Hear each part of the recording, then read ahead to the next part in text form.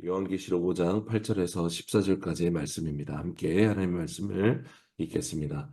그가 책을 받을 때 내 생물과 24장로들이 각기 하프와 향이 가득 담긴 금대접을 들고 어린 양 앞에 엎드렸습니다. 이 향은 성도들의 기도입니다. 그들은 새 노래를 부르며 말했습니다. 주는 그 책을 취해 이들을 떼기에 합당하십니다. 이는 주께서 죽임을 당함으로 주의 피로 모든 족속과 언어와 백성과 나라들로부터 사람들을 하나님께로 구속해 들이셨고 그들로 우리 하나님께 나라와 제사장들이 되게 하셨으므로 그들이 땅 위에서 왕노릇하게 될 것입니다. 그때 나는 보좌와 생물들과 장로들을 에워싼 수많은 천사들을 보고 음성을 들었는데 그들의 수가 만만이요 천천이었습니다. 그들은 큰 소리로 말했습니다. 죽임을 당하신 어린 양은 능력과 부귀와 지혜와 힘과 존귀와 영광과 찬양을 받으시기에 합당하십니다. 또 나는 하늘과 땅 위와 땅 아래와 바다에 있는 모든 피조물들과 그 안에 있는 모든 것들이 보좌에 앉으신 분과 어린 양께 찬송과 존귀와 영광과 능력이 영원토록 있기를 빕니다 하고 하는 소리를 들었습니다.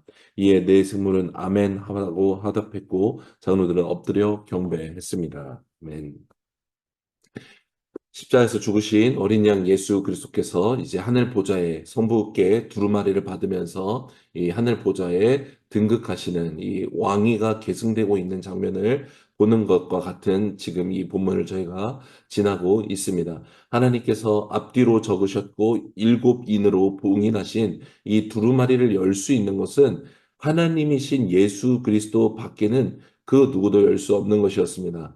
동시에 이 두루마리는 어린 양 예수 그리스도께서 받으셨다라는 것, 이 두루마리를 받으셨다는 것은 이제 성부 하나님께 고유 온전히 독점적으로 있었던 온 우주를 다스리시고 심판하시는 권세가 이제 예언된 말씀 그대로 아들 예수께 어린 양 그리스도께 이제 계승되었고 이 예정하신 이 완전한 세상을 다스리시고 이제 심판하시는 이 계획을 예수님께서 행하게 되셨다라는 것을 의미합니다. 계시록 4장에서 하늘 보좌에 앉으신 하나님께 감사와 영광과 이 존귀의 찬양을 드렸던 네 생물과 24장로들이 이제 이 왕위가 계승됨에 따라 계승되었다라기보다 이 하나님께서 이 왕위를 아들에게 주심으로 말미암아서 인봉된 두루마리를 받으신 예수 그리스도께 찬양을 드리기 시작하는 것입니다. 먼저 8절을 보면 본래 하나님 보좌에 가장 가까이 있었던 네 생물과 24장로들이 이제 검은고와 향이 가득 담긴 금대접을 들고 어린 양 앞에 엎드립니다. 성부에서 성자로 두루마리가 전해졌고 이제 성부에 가장 가까운 데서 성부 하나님을 찬양했던 이 네 생물과 24장로들이 이제 성자 예수를 향하여서 그 찬양과 경배를 드리는 장면인 것이죠. 그러면서 검은고와 향이 가득 담긴 금대접을 어린 양 예수께 드렸다라고 기록하고 있습니다. 오늘 우리말 성경은 하프와 향이 담긴 금대접이라고 하고 있고 개역개정은 검은고라고 되어 있는데 검은고나 하프나 똑같은 의미는 하나님을 찬양할 때 사용하는 악기가 드려졌다라는 것이죠. 또 향이 가득 담긴 금대접의 향은 성도들의 기도들이다라고 말씀은 오늘 우리에게 알려주고 있습니다. 여러분 상상해 보십시오. 내생물과 24장로들이 이 온 우주의 왕으로 등극하신 우리를 창조하시고 통치하시기에 되셨고 그리고 심판은 주로 오실 이 예수님께 이 온 땅을 두루 감찰하고 또 온 땅을 이 다스릴 권세가 있는 일곱 불과 일곱 눈을 가지신 이 하나님께 지금 검은고와 이 성도들의 기도가 담겨 있는 향, 이 금대접이 이것이 드려지고 있는 것들, 이것을 상상할 때 우리는 상당한 위로를 받게 되고 또 놀라운 것들을 보게 됩니다. 왜냐하면 하나님께 이 성자 예수님께 드려지는 것들 중에 성도들의 기도가 담겨져 있는 금대접이 지금 하나님께 드려지고 있다라는 것이죠. 여러분 성도들의 기도는 주님께 상달되었고 그 기도들이 모여지고 있었다라는 것입니다. 탄식의 기도, 탄원의 기도, 공의를 구하는 기도, 용서를 구하는 기도, 궁유를 바라는 기도, 자비를 구하는 기도, 인류가 긴 역사 동안에 믿음을 지키며 하나님께 자비를 구하며 순교하며 드렸던 수많은 기도들이 이 땅을 창조하시고 다스리셨던 성부 하나님께 이미 상달되고 있었고 그 기도들이 모지고 하나님의 징계와 심판의 날이 다가오면 다가올수록 이 기도들이 모여졌고 지금 이 기도가 모여진 금대접이 예수님께로 이제 드려지고 있었다라는 것입니다. 여러분, 때로 성도들의 기도는 우리가 드리는 기도가 내 입술로 드려지는 기도이고 허공을 치는 것 같고 아무런 능력이 없는 것처럼 느낄 때가 많습니다. 그래서 입을 열지 않게 되고 닫게 되고 기도하지 않게 되는 경우도 많습니다. 그러나 여러분, 성경은 처음부터 끝까지 우리로 하여금 기도하라고 말씀하고 있고 오늘 요한계시록에서 보여주는 이 마지막 성경에서 보여주는 장면은 무엇입니까? 우리의 기도, 신자의 기도는 이 하나님께 상달되어질 뿐만 아니라 모여지고 있다라는 것입니다. 거시적 관점으로 보면 성부 하나님께서 어린 양 예수께로 두루마리가 넘겨지기까지 여러분 많은 성도들의 기도가 모여졌기 때문에 이 대속사역이 이루어졌고 지금 예수님께 어린 양 예수님께 이 심판의 권세, 이 앞으로의 세상을 다스리는 권세를 하나님께서 성자에게 이양시켰다라는 것을 우리가 알 수 있습니다. 우리의 기도가 그렇게 행한 것이 아니라 하나님의 계획 가운데 그리고 성도들의 기도가 이 일을 함께 할 수 있도록 주님께서 우리의 기도를 사용하고 계시고 원하신다라는 것을 알 수 있는 것이죠. 이 기도가 모이고 모여서 그리고 하나님의 때와 만나서 어린 양 예수께서 보좌에 자정하시고 두루마리를 받으신 거라는 것이죠. 그리고 종말의 그날이 이르기까지 여러분 성도들의 기도는 다시 계속해서 모여질 것이고 아버지 하나님만이 아시는 바로 그날 어린 양 예수께서 강림하실 것이라는 것입니다. 여러분 그날까지 성도인 우리는 기도합니다. 우리의 기도는 하나님께 상달되며 그분께 피워지는 향이 되어서 하나님의 구원을 완성하시고 더 공의로운 준엄하신 심판을 이루실 것이며 더 자비로우시고 궁휼하신 구원의 은혜를 베푸실 것입니다.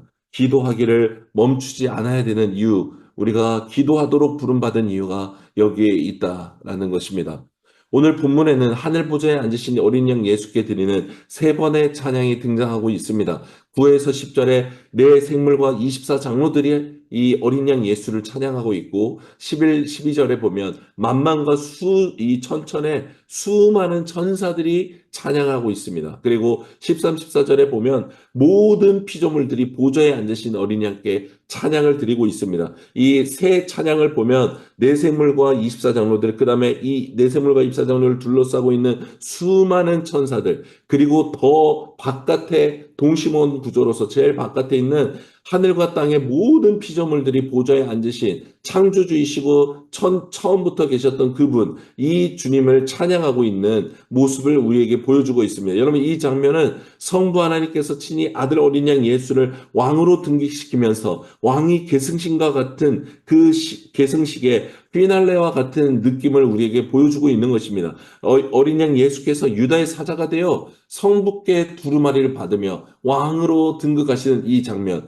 여러분 오늘 말씀 9절 10절을 보면 어떻게 하여서 어린 양으로 죽으신 이 예수, 사단이 보기에 세상이 보기에 가장 무기력하고 수치스럽고 거리끼는 죽음이었던 이 예수의 죽음이 어린 양의 죽음이 어떻게 왕으로 등극할 수 있는 성부께 두루마리를 받을 수 있는 일이었는가라는 것을 밝히고 있죠. 9절 10절을 다시 한번 읽겠습니다. 그들은 새 노래를 부르며 말했습니다. 주는 그 책을 취해 인들을 대게 합당하십니다. 이는 주께서 죽임을 당하심으로 주의 피로 모든 족속과 언어와 백성과 나라들로부터 사람들을 구속하게 하나님께 구속해 드렸고 그들로 우리 하나님께 나라와 제사장들이 되게 하셨으므로 그들이 땅 위에서 왕노릇을 하게 될 것입니다. 라고 말합니다. 9절에 성부 하나님께 두루마리를 받으실 수 있는 일을 특정해서 말하고 있죠. 이 어린 양 예수께서 그 일곱 인들을 떼실 수 있는 유일한 분이라고 말씀을 합니다. 그리고 어떻게 어린 양께서 인들을 뗄 수 있게 되었는가? 주께서 죽임을 당하사 모든 인류를 당신의 피로 사서 하나님께 구속해 드렸기 때문이다라고 말씀하고 있습니다. 이 대속의 죽음으로 말미암아 어린 양 예수님은 성부 하나님이 직접 쓰시고 임봉하신 두루마리를 열 수 있는 유일한 자가 권세를 받으신 분이 되셨다라는 것이죠. 여기서 우리가 두 가지를 기억해야 되는데 첫 번째는 어린 양 예수님은 당신의 피로 우리를 사셨다라는 것입니다. 인류 모두를 구속하셨다라는 것이죠. 여러분 우리 하셨다라는 것은 뭘 존재하냐면 이 세상에 존재하는 모든 인간은 이미 팔려버린 상태였다라는 것을 전제하는 것입니다. 마치 전쟁포로가 돼버린 자녀가 있을 때 여러분 부모가 그 자녀를 구원하기 위해서 여러분 그 값이 얼마가 됐건 당연히 그 모든 재산을 팔아서라도 자녀를 구원해 내려고 할 것입니다. 마찬가지입니다. 창조주이시고 형상대로 우리를 지으신 하나님께서는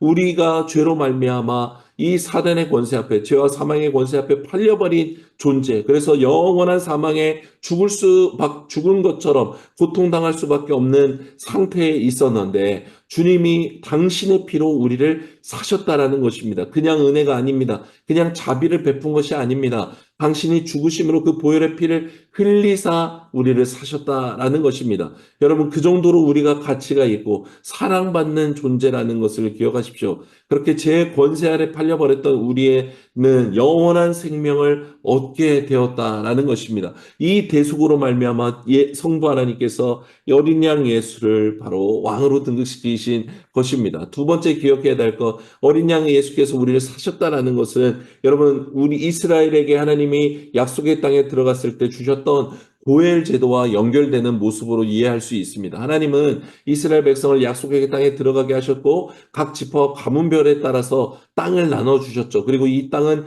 그 누구도 건드리지 못하고 그 가문에게 종속되어서 계속해서 이 하나님의 약속의 나라, 약속의 땅에서 하나님의 나라 가운데 궁핍함이나 비천하게 살지 않고 모두가 평화롭게, 모두가 공평하게 잘 살 수 있게 디자인해 주셨습니다. 그래서 희년을 제정하시고 또 안식년을 제정하시고 동시에 고엘 제도를 고안하심으로써 고엘 제도를 통해 이 땅이 유지되게 하셨어요. 우리가 살다 보면, 특히 이스라엘 백성도 살다 보면 자기의 탐욕이나 실수나 어떤 천재비저면으로 인해서 돈을 빌리거나 식량을 빌리거나 할 때 땅을 담보로 돈을 빌릴 수밖에 없는 일이 발생했는데 그러다 보면 갚지 못하는 사람들이 생기게 된다라는 것이죠. 그래서 그 땅을 이 빌린 사람에게 주게 될 때 이 당시 사람들도 두루마리에 이 문서를 작성하고 임봉했다라는 것이죠. 그러면 이 땅은 이제 김씨 가문의 땅이었는데 예를 들면 박 씨한테 이 땅을 일단 내가 빚진 것 때문에 다시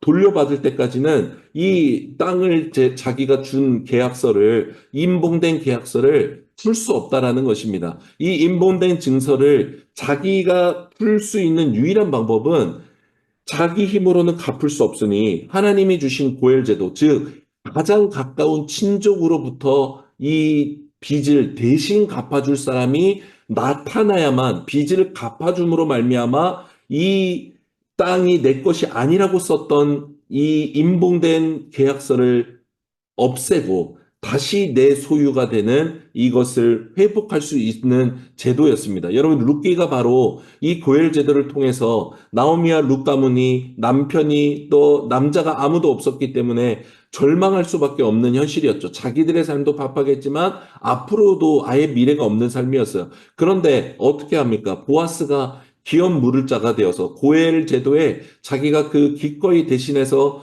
그들을 위해 자비를 베풀겠다라고 해서 그 집안을 일으키고 그 가문을 통해 다윗의 가문이 형성되고 예수님께서 오시는 것을 기록하고 있어요. 여러분 이 사건은 모든 인류가 빼앗겼고 팔려버려서 죽을 수밖에 없었던 이 죄와 사망으로부터 어린 양 예수 그리스도께서 자신의 피로 우리를 사주신, 기업을 대신 물어주신 사건이라는 것이죠. 그래서 이 두루마리를 여실 수 있게 되신 것입니다. 여러분, 고엘의 의무를 이 성경이 기록할 때 이 고엘의 의무를 대신 기업을 물을 수 있는 사람의 조건은요, 두 가지인데, 첫 번째는 가장 가까운 친족이어야만 할 수 있어요. 남이면 이거를 하고 싶어도 굳이 할 필요가 없는 시대였죠. 또 하나는 뭐예요?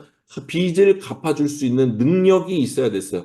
가장 가까운 친족, 그리고 능력이 있는 사람만이 이 기업을 물을 수 있다는 거였습니다. 여러분, 그리고 보아스를 생각해 보시면 보아스보다 원래 이 나오미 집안의 남편에 더 가까운 친족이 있었어요. 그러나 이 친족은 이 혈통적으로는 더 가까웠지만 빚을 갚아줄 능력이 없었거나 마음이 전혀 없었어요. 그래서 보아스가 갚아주려고 할 때, 아, 너가 해라 하면서 사람들 앞에서 신발을 던지며 인증을 하는, 공증을 하는 절차를 밟기까지 합니다. 여러분, 예수님께 이걸 적용하면 어떻게 됩니까? 예수님은 창조주이시고, 만드신 분이시고 우리를 다스리시는 분임에도 불구하고 이 예수님께서 종의 형체를 입어 인간으로 이 땅에 오셔서 우리를 위해서 죽으셨다라는 것, 우리를 대신에 빚을 갚기 위해서 당신의 생명을 주시면서 우리를 사셨다라는 것은 두 가지 전제를 동일하게 갖고 있는 거예요. 뭐냐면 바로 예수님은 우리와 가장 가까운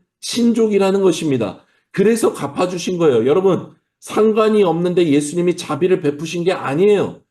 당신의 형상대로 우리를 지으셨기 때문에 죄와 사망의 권세로, 탐욕으로, 정욕으로, 정신병으로, 육체의 질병으로, 고단함으로 곤두박질 치고 있고 죽어가고 있는 영혼들을 예수님은 가만히 두실 수가 없는 거예요.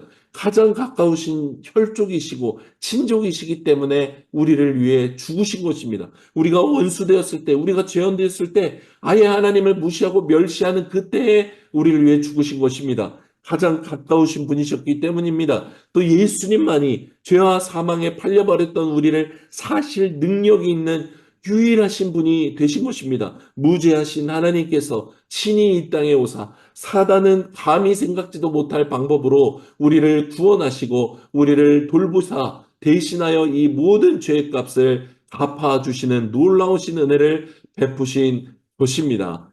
사랑하는 여러분, 비록 우리는 예수님을 전혀 알지 못했고 이 아예 예수를 믿는 중에도 주님을 잘 모르겠다라고 그 존재하신지도 모르겠다라고 말하기도 느끼기도 합니다. 그러나 예수님은 어떤 분이신가? 우리를 위해 기꺼이 고엘의 의무를 다하신 우리와 가장 가까운 분이십니다.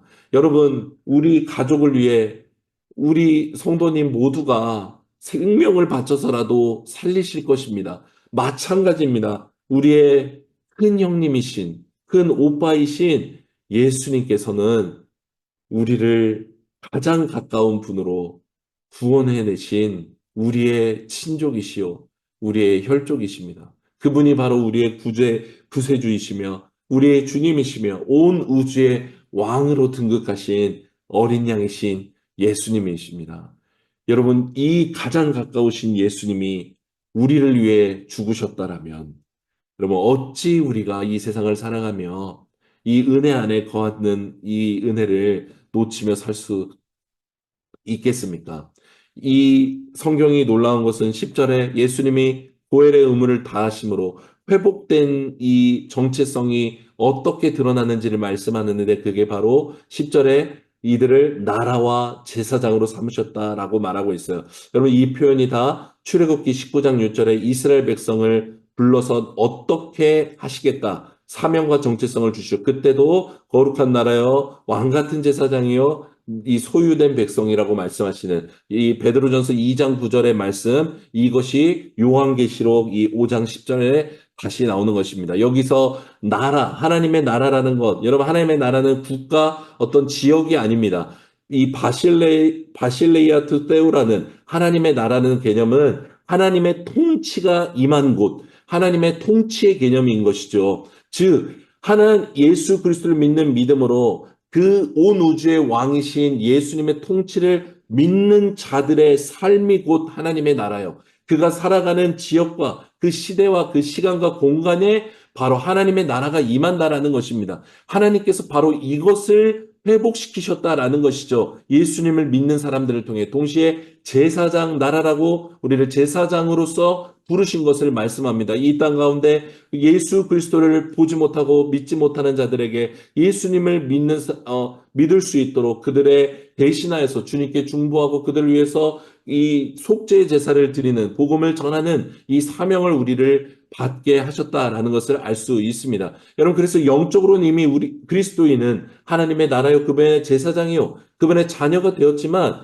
이미와 아직 다시 오실 주님을 믿는 이 시간을 살아가는 동안에 우리는 세상의 권세자들과 왕노릇하는 자들의 영향 아래 살지만 동시에 우주의 왕이신 어린 양 예수 그리스도의 자녀로 이 땅에서 왕노릇하며 살 수 있게 되었다라는 것입니다. 여러분 정말로 말도 안 되지만 비근한 예로 재벌 2세가 여러분 자기 아버지가 운영하는 그 회사에서 자기가 후계자이지만 일을 배우러 말단에 이 공장에서부터 막 취업하는 이야기들이 있죠. 여러분, 그러면 이 존재를 알지 못하는 사람들은 똑같이 그냥 제일 말단 직원 취급을 할 것입니다.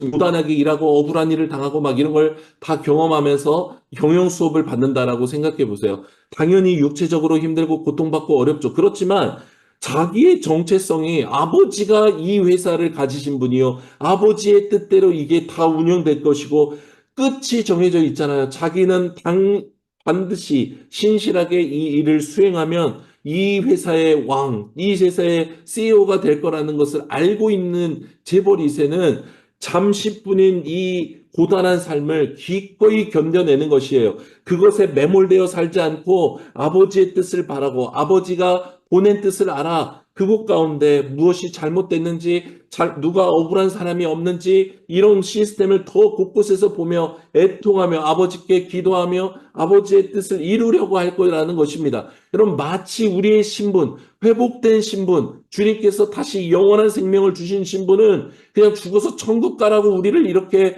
회복한 수준이 아니라는 것입니다. 일그러져 버렸고 예수님께서 자기 피로 온 인류를 위해서 이 피값으로 우리를 사신 것은 이제 너희가 나를 대신하여 이 세상 가운데 이미와 아직이라는 잠시뿐만 존재하는 이 시간 가운데 너가 바로 하나님의 나라를 이루어가고 하나님의 제사장으로서 하나님께 마땅한 제사를 드릴 수 있도록 이 땅 가운데 살아가야 된다라고 우리를 부르신 거라는 것입니다. 여러분, 그래서 이 은혜를 아는 자, 이 회복된 정체성을 아는 사람은 고단하고 어렵고 시험드나 주님을 찬양하는 것입니다. 그게 바로 새 노래, 구절에 나오는 새 노래인 것입니다. 여러분, 때려 죽어도 이 은혜를 모르는 사람은 교회에 앉혀놔도 찬양할 수 없어요. 곡조를 알고 입으로는 찬양의 말을 할 수 있지만 진정한 새 노래의 찬양을 드릴 수 없는 것입니다. 여러분, 하늘 보좌에 앉으신 어린 양 예수께 나와 같은 자를 위하여서 나를 살리시겠다고 가장 가까운 분이었다고 나를 구원하신 분, 이 분께 찬양을 드리기 시작하는 것입니다. 여러분, 이것이 바로 새 노래입니다. 이전에 알지 못했던 복음의 진리와 은혜를 알므로 드리게 되는 찬양, 이것이 새 노래라는 것이죠. 사랑하는 성도 여러분, 예수 그리스도를 믿는 믿음 안에 거하고 있다면 새 노래를 부르십시오. 주님을 찬양하십시오. 구속의 은혜를 찬양하십시오. 이미와 아직 사이에 이 세상에 매몰되어서 아무런 능력이 없는 것처럼 더 이상 살지 마십시오. 주님이 우리를 하나님의 에이전트로, 비밀 요원으로, 하나님 나라의 대사로 이 땅에 보내셨습니다. 나를 위해 자기 피로 나를 사신 이 어린 양 예수님을 찬양하며 그분을 기뻐하십시오. 그분을 동행하며 그분의 통치 아래 그분의 나라와 제사장으로 살아가는 우리 모두가 되기를 원합니다. 여러분, 우리는 혼자가 아닙니다. 주님이 우리를 보내셨고 지금도 살아계셔서 하나님 보좌 우편에서 우리를 위해 기도하고 계시는 중보자이십니다. 이 놀라운 은혜를 베푸신 하늘 보좌에 앉으신 어린 양께 찬송과 존귀와 영광과 능력이 세세토록 있기를 원합니다. 아멘.